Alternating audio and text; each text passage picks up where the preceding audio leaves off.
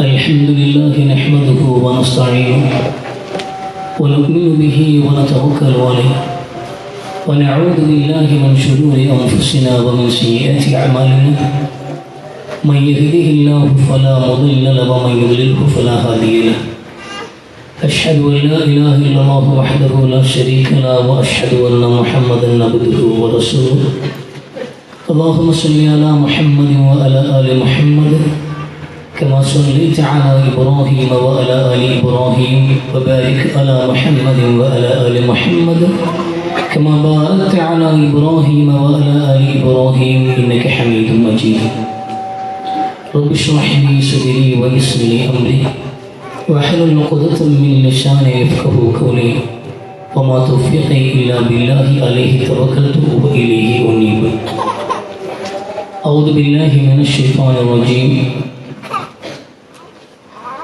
إن إبراهيم لحليم أواه منيب يا أيها الذين آمنوا اتقوا الله حق تقاته ولا تموتن إلا وأنتم مسلمون പ്രിയമുള്ള മുഅ്മിനീങ്ങളെ, സത്യവിശ്വാസികളെ, സർവശക്തനായ അല്ലാഹുവിൻ്റെ വിധിവിലക്കുകൾ അനുസരിച്ച് കഴിവിൻ്റെ പരമാവധി ജീവിതത്തിൽ അല്ലാഹുവിനെ തഖ്വ ചെയ്ത് ജീവിക്കണമെന്ന് ആമുഖമായി എന്നോട് നിങ്ങളോട് വസീയത്ത് ചെയ്യുകയാണ്. അല്ലാഹു സുബ്ഹാനഹു വ തആല മുത്തഖീങ്ങളായി ജീവിക്കാനും മുസ്ലിമായി മരിക്കാനുമുള്ള നല്ല തൗഫീഖ് നമുക്ക് എല്ലാവർക്കും നൽകി അനുഗ്രഹിക്കട്ടെ. പ്രിയമുള്ളവരെ, വാർഷിക അടിസ്ഥാനത്തിൽ അല്ലാഹു സുബ്ഹാനഹു വ തആല നമ്മൾ വിശ്വാസികൾക്ക് നൽകിയിട്ടുള്ള രണ്ട് ആഘോഷങ്ങളിൽ ഒന്നാണ് ബലിപെരുന്നാൾ ആഘോഷം. അതിൻ്റെ ആഘോഷത്തിലേക്ക് നമ്മൾ കടക്കുമ്പോൾ മാറ്റി നിർത്താൻ കഴിയാത്ത ഒരു മഹത് വ്യക്തിത്വമാണ് മഹാനായ ഇബ്രാഹിം നബി അലൈഹിസ്സലാത്തു വസ്സലാം. ഇബ്രാഹിം നബി അലൈഹിസ്സലാമിനെ മാറ്റി നിർത്തിക്കൊണ്ട് ബലിപെരുന്നാളോ ബലികർമ്മമോ ഹജ്ജ് കർമ്മമോ നിർവഹിക്കപ്പെടാൻ കഴിയാത്ത വിധം ദുൽഹജ്ജ് മാസത്തിൽ സവിശേഷമായി കടന്നു വരുന്ന അമലുകളെല്ലാം ഇബ്രാഹിം നബി അലൈഹിസ്സലാമുമായി ബന്ധപ്പെടുത്തിയാണ് അല്ലാഹു സുബ്ഹാനഹു വ തആല സംവിധാനിച്ചിട്ടുള്ളത് എന്നുള്ളത് തന്നെ വർഷാവർഷം ഇബ്രാഹിം നബി അലൈഹിസ്സലാമിൻ്റെ ചരിത്രം അയവറക്കപ്പെടണം, വർഷാവർഷം ഇബ്രാഹിം നബി അലൈഹിസ്സലാം സ്മരിക്കപ്പെടണമെന്നുള്ള താല്പര്യത്തിൻ്റെ കൂടി അടിസ്ഥാനത്തിലാണ് എന്ന് നമുക്ക് തോന്നിപ്പോകുന്ന വിധത്തിലാണ് ബലിപെരുന്നാളിനെയും ബലികർമ്മത്തെയും ഹജ്ജ് കർമ്മത്തെയും അല്ലാഹു സംവിധാനിച്ചിട്ടുള്ളത്. ഒരു വേള എത്ര ആവർത്തിച്ചാലും മടുപ്പ് തോന്നാത്ത മഹനീയമായ ഒരു ചരിത്രത്തിൻ്റെ വക്താവ് കൂടിയാണ് ഇബ്രാഹിം നബി അലൈഹിസ്സലാം. എല്ലാ വർഷവും ഇത് ആവർത്തിക്കപ്പെടണമെന്ന് അല്ലാഹുവിൻ്റെ താല്പര്യം എന്നതിലുപരിയായി തന്നെ വിശുദ്ധ ഖുർആനിൽ നമ്മളോട് അല്ലാഹു സംസാരിക്കുമ്പോൾ 69 സ്ഥലത്താണ് ഇബ്രാഹിം എന്ന പേര് എടുത്തു ധരിച്ചുകൊണ്ട് ഇബ്രാഹിം നബി അലൈഹിസ്സലാമിൻ്റെ ജീവിത ചരിത്രം നമ്മുടെ മുമ്പിലേക്ക് നിരത്തുന്നത്. ഇത്രയേറെ സ്ഥലങ്ങളിൽ ഇബ്രാഹിം നബി അലൈഹിസ്സലാമിൻ്റെ പേര് എടുത്തു ധരിക്കുകയും അതിവിശാലമായ വിധത്തിൽ ഇബ്രാഹിം നബി അലൈഹിസ്സലാമിൻ്റെ ജീവിത ചരിത്രം വിശദീകരിക്കുകയും ചെയ്യുന്നുണ്ട്. അത് പലപ്പോഴും ഒരേ സംഭവങ്ങൾ പല ആവർത്തി അല്ലാഹു ഉദ്ധരിക്കുന്നത് ഖുർആൻ.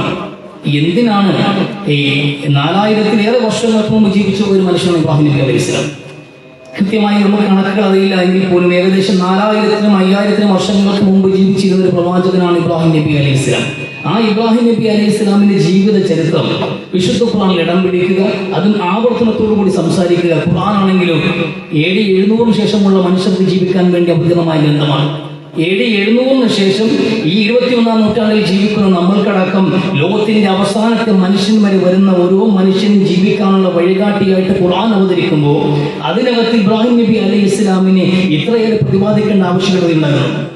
ഇബ്രാഹിം നബി അലൈഹി ഇസ്ലാം അല്ല, ഇബ്രാഹിം നബി അലൈഹി ഇസ്ലാമിന് മുമ്പും ശേഷവുമായി നിൽക്കുന്ന പല പ്രവാചകന്മാരുടെ ജീവിതത്തിന്റെ ചരിത്രങ്ങൾ വിശാലമായി ഖുർആൻ പ്രതിപാദിക്കുന്നുണ്ട്. സത്യത്തിൽ ഖുർആൻ എന്നുള്ളത് കേവലം ഒരു ചരിത്ര ഗ്രന്ഥമല്ല. എന്നിട്ടും ഇത്രയേറെ ചരിത്രങ്ങൾ എന്തുകൊണ്ട് ഇടം പിടിച്ചു എന്നുള്ളതാണ് നമ്മൾ ചർച്ച ചെയ്യാനുള്ളത്. നമ്മൾ ആലോചിക്കേണ്ട വിഷയമാണ്, എന്തിനാണ് ഇത്രയേറെ ചരിത്രങ്ങൾ? ഇബ്രാഹിം നബി അലൈഹി ഇസ്ലാമുടെ കഴിഞ്ഞുപോയ എല്ലാ പ്രവാചകന്മാരും ഓരോ കാലഘട്ടത്തിലെ പ്രവാചകന്മാരാണ്. ആ കാലഘട്ടത്തിനപ്പുറത്തേക്ക് അവരുടെ ദർശനങ്ങൾക്കോ അവരുടെ വാചകങ്ങൾക്കോ അവരുടെ വേദങ്ങൾക്കോ അവരുടെ മതാശയങ്ങൾക്കോ പ്രസക്തിയില്ല.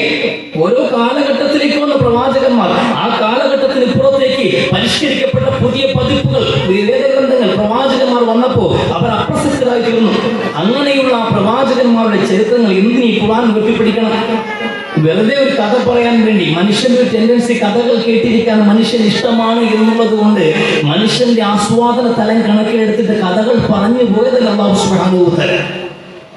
അവർ ജീവിച്ചിരുന്ന ഒരു കാലഘട്ടത്തിലായിരിക്കാം, അവരുടെ ദൗത്യം ചില കാലഘട്ടങ്ങളിൽ പരിമിതമായിരിക്കാം, പക്ഷെ അവരുടെ ജീവിത ചരിത്രങ്ങളുണ്ടല്ലോ. ആ ചരിത്രത്തിൽ നിന്നും ചിന്തിയെടുത്ത ചില ഏടുകൾക്ക് കാലങ്ങൾക്ക് അതീതമായ പ്രസക്തി ഉണ്ട് എന്ന് വിശുദ്ധ ഖുർആൻ നമ്മുടെ മുമ്പിൽ വെക്കുന്നുണ്ട്. അതുകൊണ്ട് ഖുർആൻ ചർച്ച ചെയ്തിരുന്നത് ഇന്നും ജീവിച്ചിരിക്കുന്ന വിശ്വാസികൾക്കും ലോകത്ത് അവസാനം വരെ ജീവിക്കുന്ന മനുഷ്യർക്ക് ഗുണപാഠം ഉൾക്കൊള്ളുന്നതാണ് ഈ മഹാന്മാരുടെ ചരിത്രങ്ങൾ. പ്രത്യേകിച്ച് ഇബ്രാഹിം നബി അലൈഹി ഇസ്ലാമിന്റെ ചരിത്രം.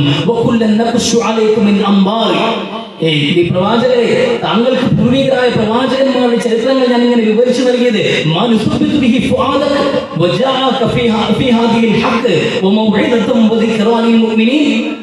എന്തിനു വേണ്ടിയാണ് ഈ ചരിത്രങ്ങൾ പറഞ്ഞത് നബിയെ? അങ്ങ് പ്രബോധന രംഗത്ത് പ്രവർത്തിക്കുന്ന ആളാ. ഈ ആദർശം ഉയർത്തിപ്പിടിച്ചുകൊണ്ട് ഈ സമൂഹ മധ്യത്തിൽ ഒരു ഒറ്റയാൾ പട്ടാളമായി അങ്ങ് ഇറങ്ങി ചെല്ലുമ്പോൾ അങ്ങക്ക് മാനസികമായി ഉണ്ടാകുന്ന സംഘർഷങ്ങളും അങ്ങേക്കുണ്ടാകുന്ന ആശങ്കകളും ഭയപ്പാടുകളും ഒക്കെ ഉണ്ടല്ലോ. ഈ സന്ദർഭങ്ങളിൽ അങ്ങ് അടിപതറി പോകാതിരിക്കാനും താങ്കൾക്ക് സ്ഥൈര്യം കിട്ടാനും വേണ്ടിയിട്ടാണ് പൂർവികരായ പ്രവാചകന്മാരുടെ ചരിത്രങ്ങൾ നാം ഉദ്ധരിക്കുന്നത്. ഇത് വിശ്വാസികൾക്ക് വലിയ ഗുണപാഠമുണ്ട്, ഇതിൽ വലിയ ഉപദേശമുണ്ട് എന്ന് വിശ്വസിക്കുക. ഇബ്രാഹിം നബി അലൈഹി സ്വലാമിന്റെ ജീവിത ചരിത്രത്തിൽ നമുക്കിന്നും പാഠമുണ്ട്, നമുക്കിന്നും അതിൽ പഠിക്കാനുണ്ട്. നമ്മൾ ഇന്ന് ഈ ജീവിക്കുന്ന ഈ കാലഘട്ടത്തിലും ഇബ്രാഹിം നബി അലൈഹി ഇസ്ലാമിന്റെ ചരിത്രം പ്രസക്തമാണ്. നമുക്കറിയാമല്ലോ, നമ്മൾ ഇന്ന് ഈ ലോകത്ത് ഏറ്റവും വലിയ പ്രയാസമുള്ളത് എങ്ങനെ ജീവിക്കണമെന്ന് വെച്ച് കഴിഞ്ഞാൽ, പണമില്ലാതെ ജീവിക്കുന്നവർക്കും പ്രയാസമുണ്ട്, പണം ബന്ധുക്കളില്ലാതെ ജീവിക്കുന്നവർക്കും അനാഥത്വം പ്രയാസമാണ്. എല്ലാം പ്രയാസത്തിലും എല്ലാവരും സുഖമായി ജീവിക്കുമ്പോഴും മുസ്ലിമായി ജീവിക്കുക എന്നതാണ് ഈ ലോകത്തിന്റെ ഏറ്റവും വലിയ പ്രശ്നം. ഏറ്റവും വലിയ പ്രയാസമുള്ള കാര്യം മുസ്ലിമായി ജീവിക്കുക എന്നുള്ളതാണ്. ഇസ്ലാമിക് ഐഡന്റിറ്റികൾ കാണുമ്പോൾ പാർശ്വവൽക്കരിക്കപ്പെടുന്നു, മുസ്ലിം പേരുകൾ പറയുമ്പോൾ പുച്ഛിക്കപ്പെടുന്നു, ഇസ്ലാമിന്റേതായ ഐഡന്റിറ്റികൾ വിശുദ്ധ ഖുർആൻ പരസ്യമായി അവഹേളിക്കപ്പെടുന്നു, അല്ലാഹുവിന്റെ റസൂലിനെ ആക്ഷേപിക്കുന്നു, അല്ലാഹുവിനെ പരിഹസിക്കുന്നു, ഇസ്ലാമിനെ പരിഹസിക്കുന്നു.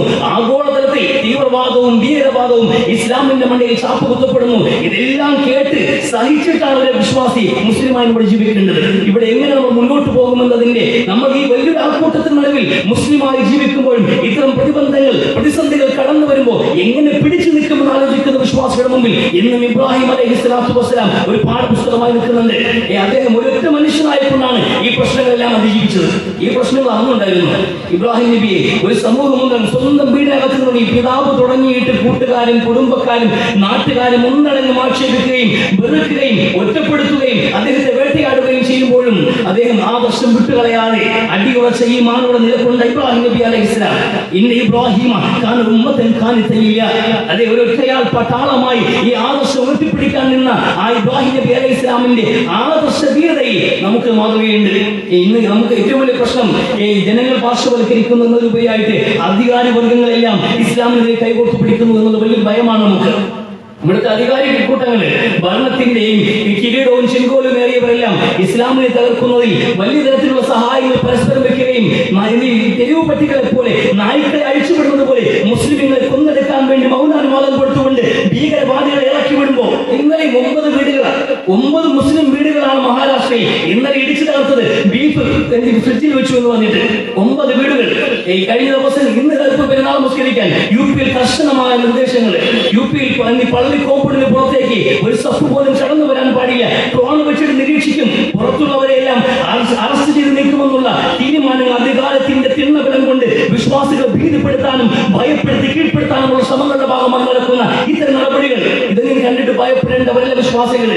ഇവിടെ കോവിഡ് കാലഘട്ടത്തിൽ ജനങ്ങൾ വെളിയിറങ്ങാൻ പാടില്ല, കൂട്ടം കൂടാൻ പാടില്ല എന്ന് പറഞ്ഞ് വീടിന് പുറത്തിറങ്ങി വീട്ടുകാർക്ക് പഴം പിടിക്കാറിയവനെ അറസ്റ്റ് ചെയ്ത് നീക്കിയിട്ടുള്ള ഈ രാജ്യത്താണ് ആ കോവിഡ് കാലഘട്ടത്തിൽ ഹിന്ദു മഹാസമ്മേളനത്തിന് വേണ്ടിയിട്ടും അതുപോലെ ഉത്സവങ്ങൾക്ക് വേണ്ടിയിട്ടും വാരാണസിയിൽ 40,000 ആൾക്കാർ കഴിച്ചുകൂടിയത്.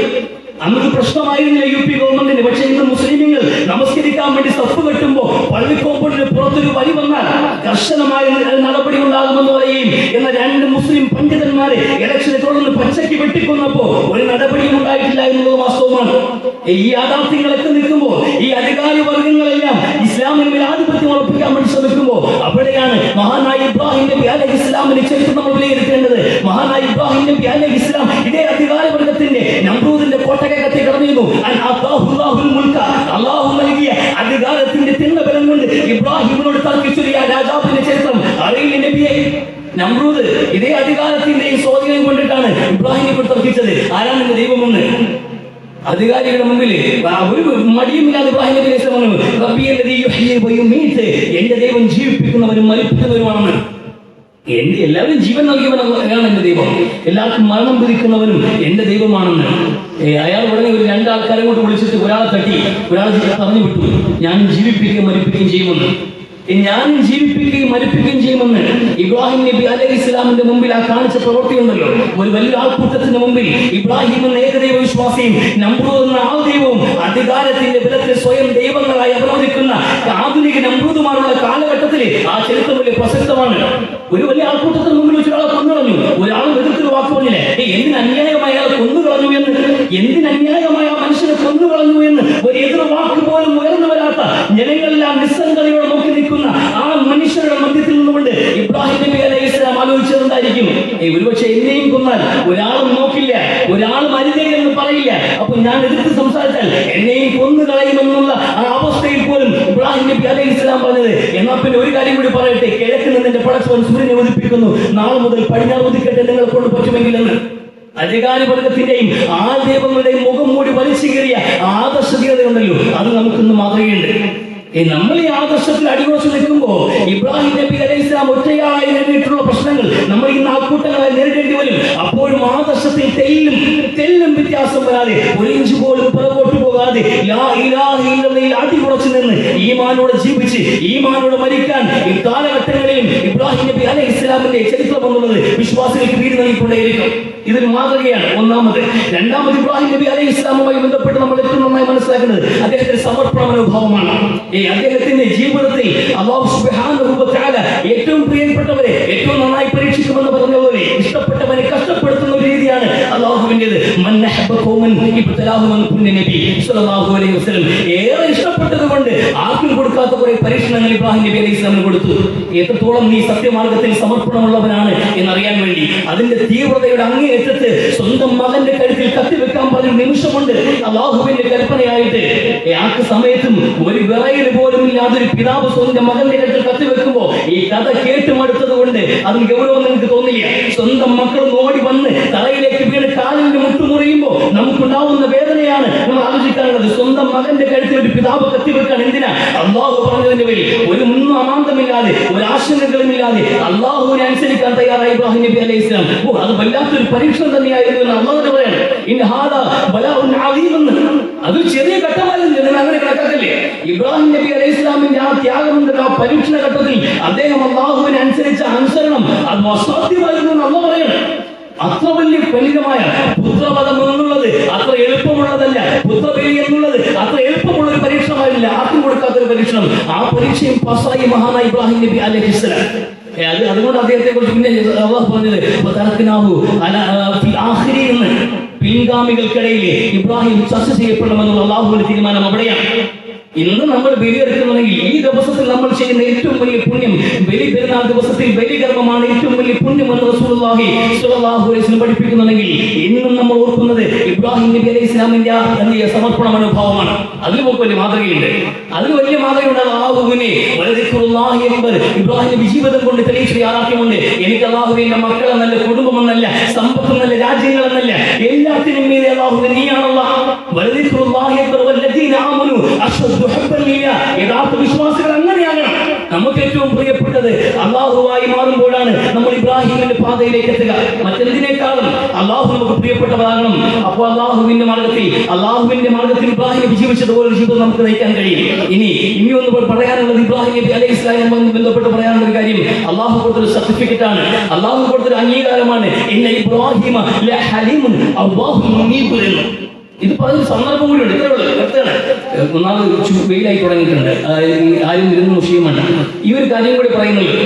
ഇബ്രാഹിം നബി അലൈഹി ഇസ്ലാമിന്റെ വീട്ടിലേക്ക് കുറച്ച് അതിഥികൾ കടന്നു വന്ന അതിഥികൾക്കെല്ലാം ആഹാരം കൊടുത്തു ഇബ്രാഹിം നബി അലൈഹി ഇസ്ലാം. നല്ല മാംസാഹാരം കൊടുത്തത്. പക്ഷെ അവരാരും കഴിക്കുന്നില്ല. അവർ കഴിക്കാതിരുന്ന സമയത്ത് പന്തികേട് മനസ്സിലാക്കി ഇബ്രാഹിം നബി അലൈഹി ഇസ്ലാം ഇത് സാധാരണക്കാരല്ല, എന്ത് കുഴപ്പമുണ്ട്. പക്ഷെ ആ ഭയം അദ്ദേഹത്തിന്റെ മുഖത്ത് കണ്ടപ്പോ അവർ കാര്യങ്ങൾ വെളിപ്പെടുത്തി.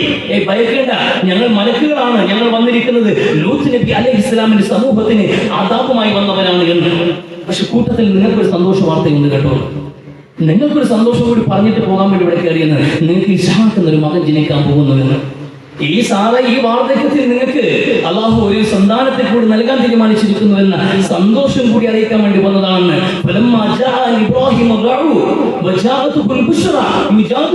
അള്ള പറയാണ്, ഇത് രണ്ടും കഴിഞ്ഞപ്പോ ഭയം മാറി, കുഞ്ഞ് ജനിക്കാൻ പോകുന്ന സന്തോഷ വാർത്തയും കിട്ടിയപ്പോ പിന്നെ ഇബ്രാഹിം നബി എന്ത് ചെയ്തു?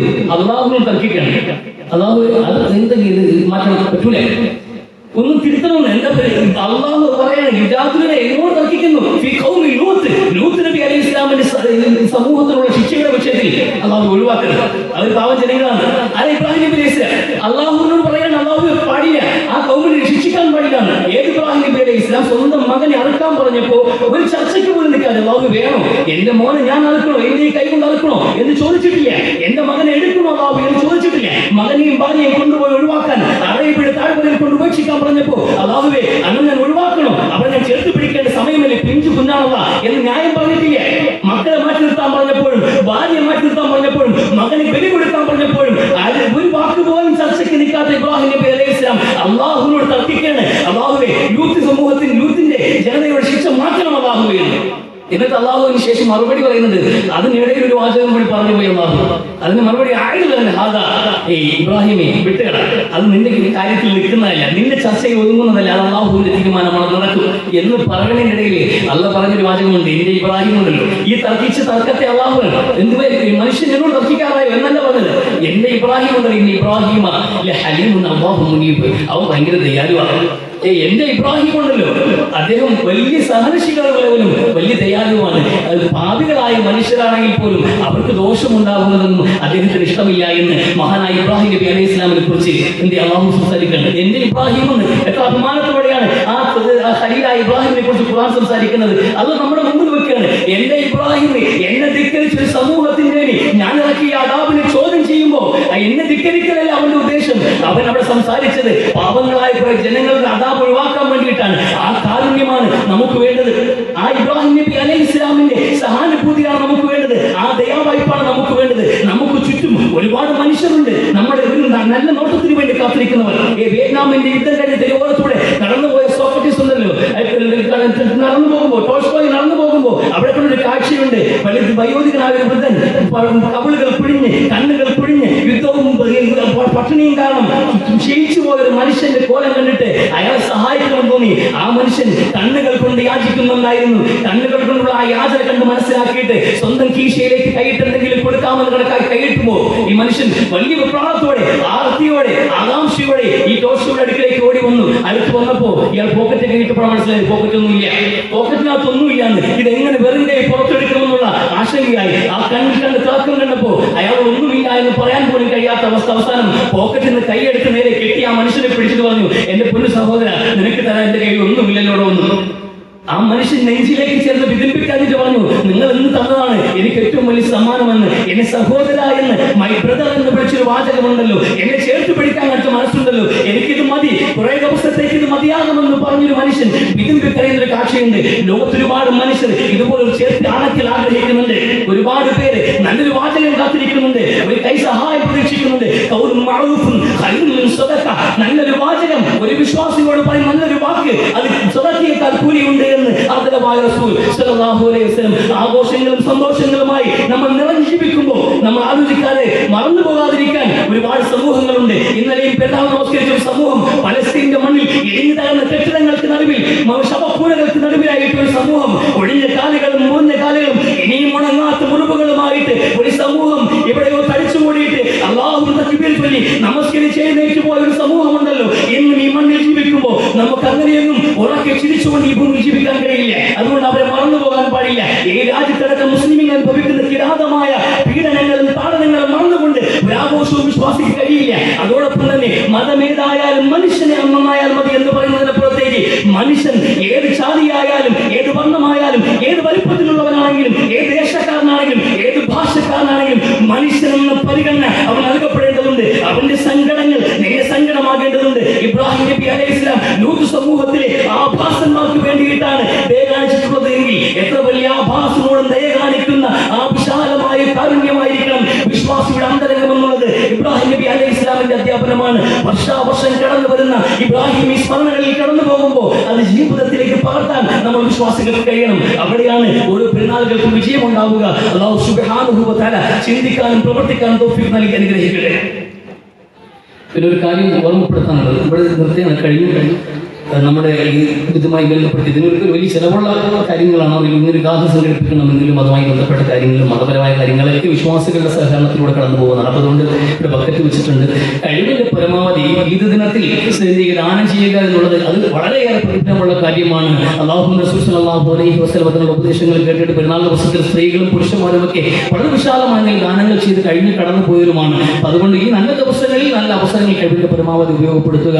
പരസ്പരം സ്നേഹങ്ങളും ആശംസകൾ നേർന്നുകൊണ്ട് നല്ല സന്തോഷത്തോടുകൂടി നല്ലൊരു പെരുന്നാൾ ആഘോഷിച്ച് ഇന്ത്യ അവസാനിപ്പിക്കുക. അല്ലാഹു സുബ്ഹാനഹു വ തആല എല്ലാ നന്മകളും നമുക്ക് അവർ നൽകി അനുഗ്രഹിക്കട്ടെ. അല്ലാഹു മഗ്ഫിർ ലിൽ മുഅ്മിനീന വൽ മുഅ്മിനാത്ത് റബ്ബന ഇഗ്ഫിർ ലനാ വ ലിഖ്വാനിനാ സബഖൂനാ ബിൽ ഈമാൻ വലാ തജ്അൽ ഫീ ഖുലൂബിനാ ഗില്ലൻ ലിൽ ലദീന ആമനൂ റബ്ബനാ ഇന്നക റഊഫുർ റഹീം.